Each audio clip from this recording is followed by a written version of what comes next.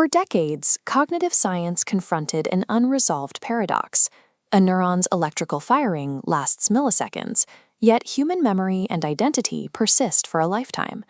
The standard computational model resolves this gap by treating the brain as a discrete processor, writing static data packets into biological storage banks.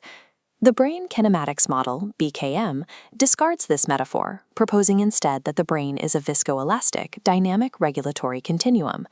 BKM defines thought as the dynamic propagation of physical strain through a yielding, elastic medium.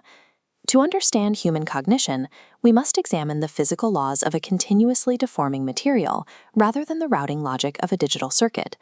Through thresholded persistence, neural activity must exceed an energetic minimum to leave a trace.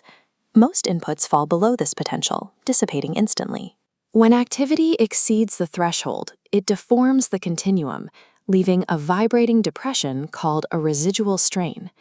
These residual strains function as active thermodynamic entities, carrying mechanical and electrical potential. They maintain a continuous life cycle where strains slowly consolidate, fuse with neighboring strain packages, or gradually lose their potential and dissipate. Memory is a state of continuing structural organization, rather than a passive vault of stored events. Active thought requires two intersecting axes. The horizontal axis represents the high-frequency flow of immediate attention. The vertical axis represents the slow-moving landscape of established memory attractors. When these encounter each other, their frequencies align and lock, creating phase-coupled resonance. This moment of physical resonance is the precise mechanical threshold where a thought coagulates into conscious awareness. Thoughts are emergent, temporary coagulations born from the physical interaction of current sensory flow and prior structural strain. A local coagulation alone cannot produce a complex concept. For that, the resonance must expand and recruit other regions of the brain. This expansion relies on major anatomical fiber pathways, such as the corpus callosum. These fibers act as phase couplers for distant cortical regions, establishing the thermodynamic conditions required for large-scale phase coupling to take hold across the brain. Because resonance occurs more easily where previous strains have already lowered the threshold, similar themes naturally cluster together. These thematic families physically reshape the cortical landscape through repeated recruitment. Over years of experience, this process carves functional regions out of the cortex, meaning specialization emerges from use-dependent strain clustering rather than a prefixed genetic map. The temporal hierarchy spans 4 strata. Layer I holds immediate working memory ripples. Layer 2 holds short-term strains. Through consolidation, surface strains sink and fuse, carving massive gravity wells in layers 3 and 4, representing decades of persistent thematic recruitment. Under this framework, human identity is the deepest, most repeatedly recruited attractor landscape, operating in layer 4.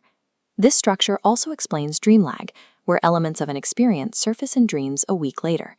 The brain is experiencing the delayed, dynamic reorganization of layer 2 and 3 strains, settling into deeper strata. Human personality is the most stable, slowest-moving region within a highly dynamic physical continuum.